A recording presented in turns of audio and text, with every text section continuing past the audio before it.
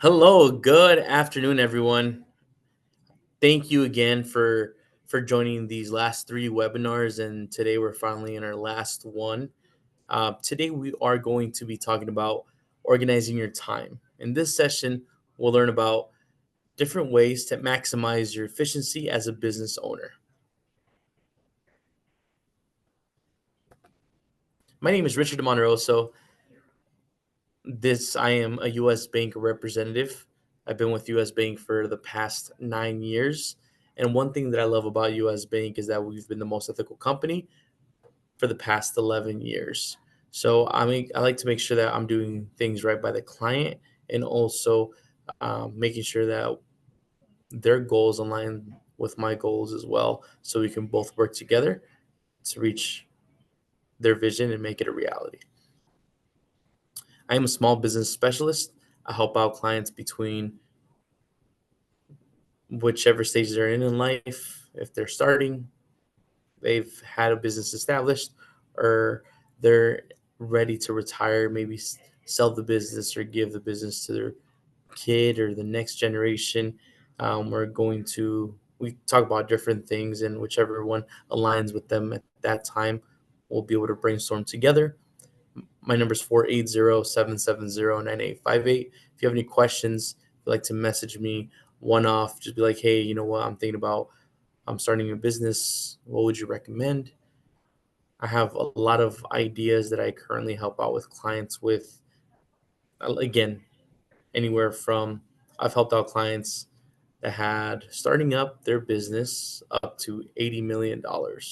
So, one thing that they all have in common is risk takers, and that's what I love about business owner because I feel like you always have an idea of how you're gonna start a business or you have a business, but you're like, hey, you know what? I'm not ready yet. Let me tell you something. You're never going to be ready. You're just going to learn with each step that you take, one step at a time. So don't think about the end of the tunnel. Think about the next step that you have in front of you.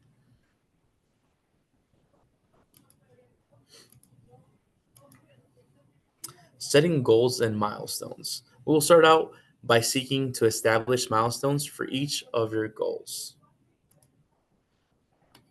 Before you start to set goals for yourself or the business, you need to understand the reason that you're doing something. This could be the overarching reason you want to own your business, or it could be something more immediate. Determining your proposition or reason for acting will help you then determine what goals you need to set to get there. Some examples of value statements might be I want more time working on my business instead of working in my business. I want more uninterrupted time with my family. I want to have a positive impact on my community. If we compare your goals to a road trip, then the value is why you're traveling in the first place. It may be time to connect with family or to experience something new. Everyone is You're going to know when the right time is for yourself, and if you need someone to push you, you need to find those people. They're going to encourage you get out of your shell, get out of your comfort zone so you can actually follow your dreams. Setting the goal is the next step.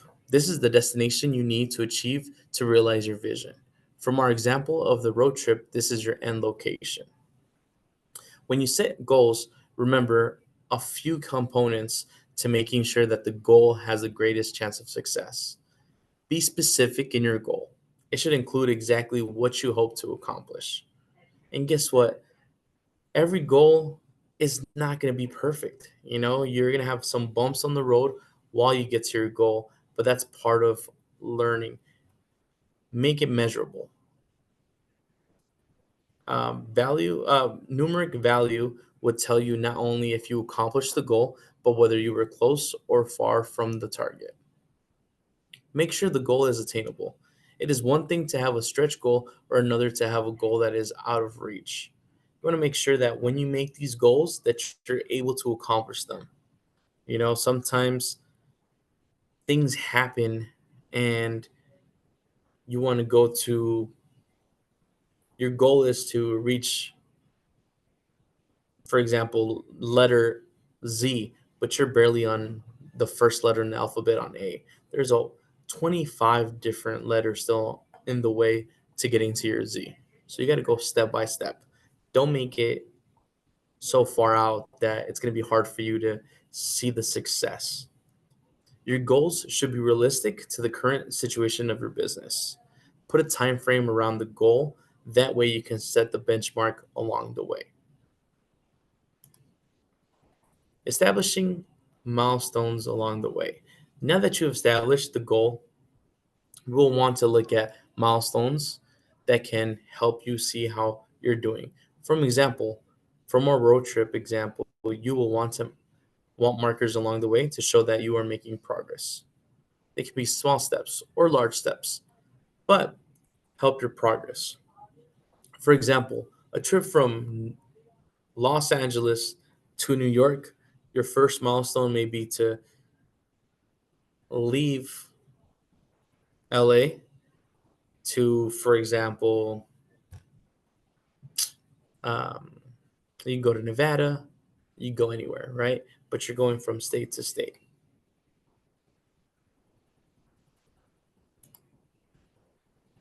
It is important to establish milestones on the journey to reach your goal. These are measurable points that can tell you whether you're on the right track to accomplish the goal. As your progress along the journey, the milestones will tell you whether you need to adjust something in your tactics or your organization to be able to meet your goal. You will need to use milestones also to revisit and revise expectations along the way. If things aren't going right, you need to pivot and you need to see what's going on, what you can adjust to make sure you're still on the right track. One tip that I would recommend is set a periodic review of your milestones and progress on your calendar.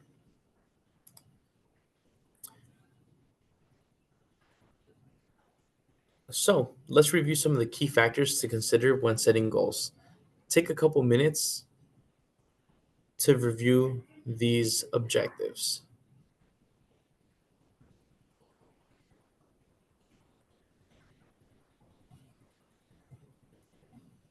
Perfect. Begin with value, set the goal, establish milestones. Time management tools. We will now explore different tools you can use to adjust your behaviors and maximize your time.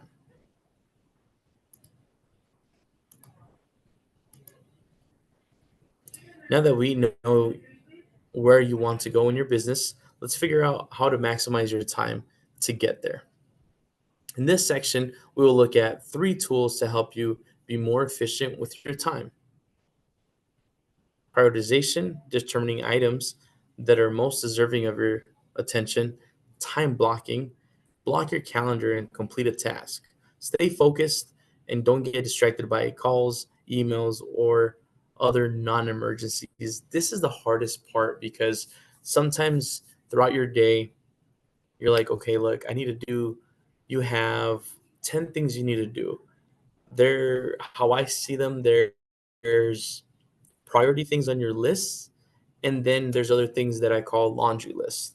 Laundry lists are things that you need to get to, but if you don't get to them by the end of the day, it's okay. Just work on them tomorrow. So you need to know what exactly is going to be more important to you, and you can just block your time as you go. Also, setting boundaries. Set boundaries around your time so you don't get interrupted. So, for example, in the first next hour, if you set your mind to, in 1 hour I'm going to do this, don't let anything distract you from that hour. Eliminate tasks. Find ways to eliminate or delegate tasks to others. One thing as a business owner, you always want to do everything yourself. And to be more effective with your time, you need to find people to replace what you do or what takes most of your time that you don't really need to do.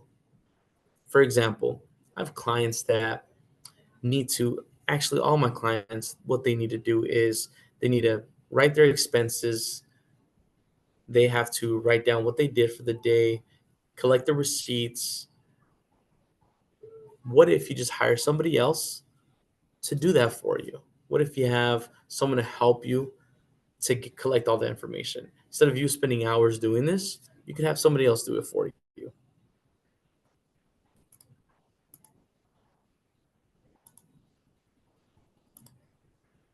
Now that you have your priorities for the day, week, or month, you need to ensure that most of the most important items get accomplished. One way to do that is with time blocking.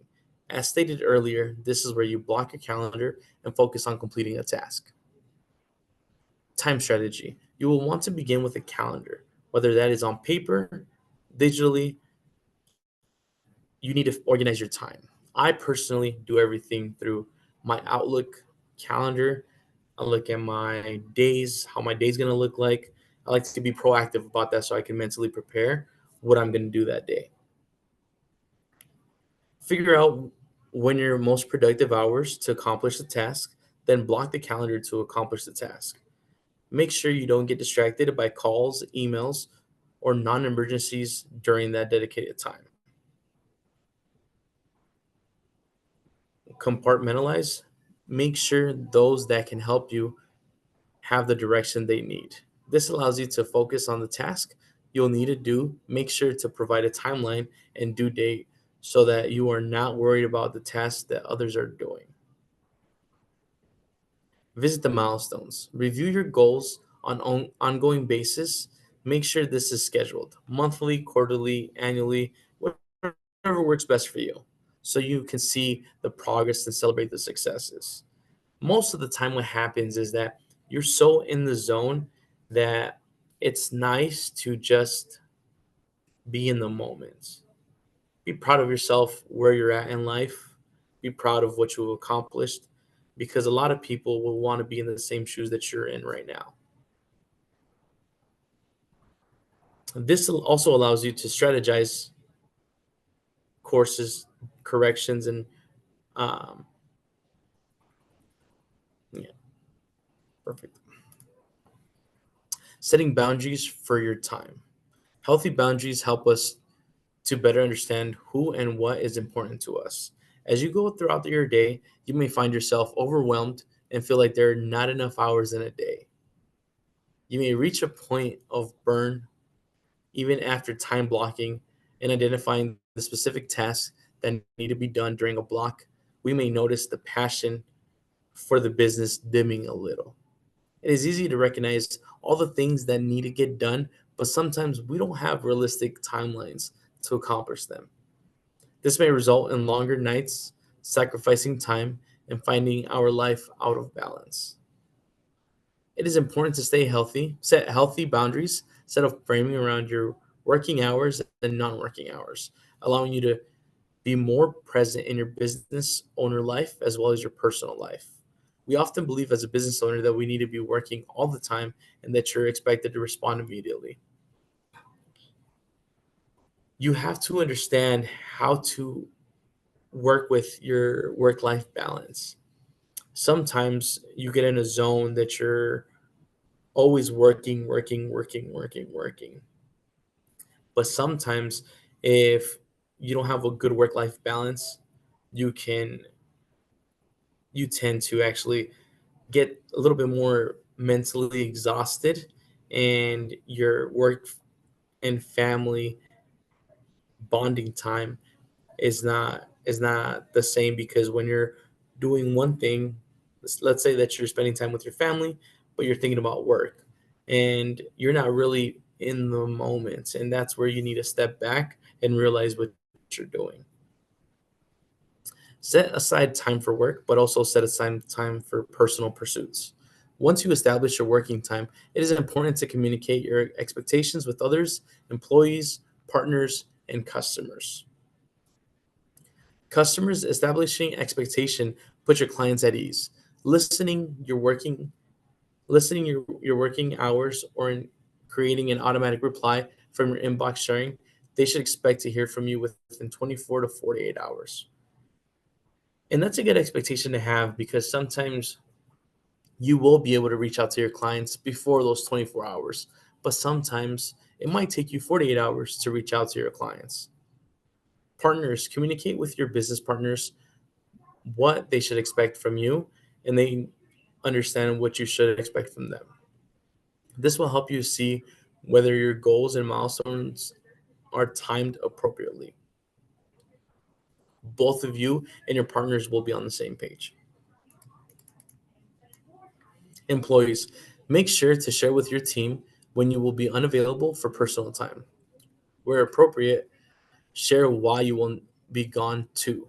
They will less likely reach out to you during important events like a child performance or a doctor's appointment. Being open also gives those around you permission to do the same.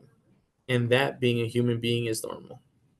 Controlling your environment is essential to succeed. When there is a task that you are working on that needs your attention, place yourself in an environment where your distractions are limited. You are more likely to complete what you set out to do without the distractions. If you have blocked time on your calendar to complete a project, but choose to work inside of your business hours during your slow day, you are more likely to be interrupted. If you are accessible to your employees and ask for help, if you set up out of sight or work from an environment that has less distractions, you're more than likely going to complete your activity. How to eliminate tasks from your routine can be hard and sometimes scary at times since you like things to be done a certain way. With that said, it can also be the thing that is holding you and your business back from being more profitable. Here, we offer a few ideas to remove some tasks from your weekly, monthly routines. Delegating. Delegating is the hardest thing because what we just talked about, you always want to do things your way. You have to acknowledge what your strengths are and what your weaknesses are is important. Likely, your area of weakness is another person's strength, and delegating this task to them might save you hours of frustration and give you back some better balance. Start by making a list of things that take you a long time. Then think about others in your organization that can help you do that same thing for less time. Be aware of your strengths where you spend lots of time. Could you allow someone to do that task? It may seem easier and quicker for you to do it yourself, but could save time over the long term. Explore hiring a freelancer, professional, or employee with a specific set of skills or certain tasks. For example, a graphic designer or bookkeeper. Simply stop or cut back. In some cases, a meeting got started because it was a way to communicate at the time, but now has become obsolete. Go back through your schedule and see if there are any meetings or tasks that are in your calendar that are no longer needed. Perhaps the hour you had dedicated to your new employee can now be removed and replaced with a 30-minute bi-weekly one-on-one development conversation with them. A daily task can be moved to being once a quarter or once a week task. Explore efficiencies. Daily deposits to the bank drive time and to and from, plus waiting in line order to get change. Perhaps you can now shift to a weekly change order since the way in which you process deposits is different from your own cash. And perfect. Think about it. Time management tools.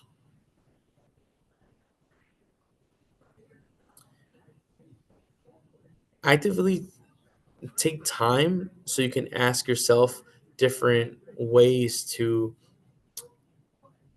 think back on how you can actually change your daily life right now. If you have a business or think about having a business, just do it and realize what you're good at or what's taking more time of your day to do certain tasks.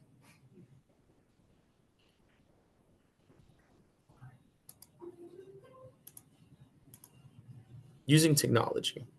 Now that we have looked at different ways to manage your time, let's look at how you can use your technology to improve your efficiency. Since we live in a digital age, there are many resources available to us to help improve our efficiency. As you take a look at the productivity gaps in your week, try to pinpoint what is causing the inefficiency. As you seek out ways to solve that issue, you may start to look towards some form of technologies to improve your day. When choosing resources, make sure to focus on the areas where you will realize the greatest impact. You don't want to get bogged down in software or have too many that they make you less efficient. Some of them should be able to take the time on consuming tasks that you would otherwise have to do manually. There are a lot of time management, project management software programs out there. These can be great if you have lots of moving parts and various projects going on at once. Many businesses find value in logistics software, especially those who are shipping or receiving large quantity of materials or goods. Finances is another area that many business owners find daunting. Financial management softwares can make it not only simple to record your finances, but also track trends in your business and find strategies to grow your business in a couple of keystrokes. We will explore additional financial technologies on the next slide. You can find several ways to increase your efficiency through products and services provided by a financial institution. Let's look through some ways. Online banking. Most financial institutions have online banking. Like US Bank, they have a mobile app as well. These access points, you can look at all your transactions, what's coming in, what's coming out, making payments on loans, transferring money between accounts. Since they're your fingertips, it can save you time to go back and forth to the bank. Remote deposit capture.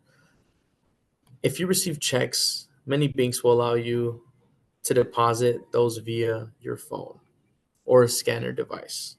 This can eliminate daily bank runs to make deposits in which you can improve the speed in which your money arrives in your account. Payment processing. If your business doesn't accept cards and other digital payments, you can you may be missing out on the efficiencies. Card payment processing can reduce the amount of cash and checks you have. Additionally, funds from card payments can be in your account the same day with US Bank. Some payment processing platforms even combine major tasks that need to complete into a single system to allow you to tackle multiple tasks all at once. Treasury management services include controlled access to your accountant, fraud protection. Deposit Express is where you actually another form of remote deposit capture and additional ways to send money like wires. ACH and external transfers being able to do each of these tasks quickly at a time during the busy workday and from comfort of your home or office can fit into your time blocking schedule.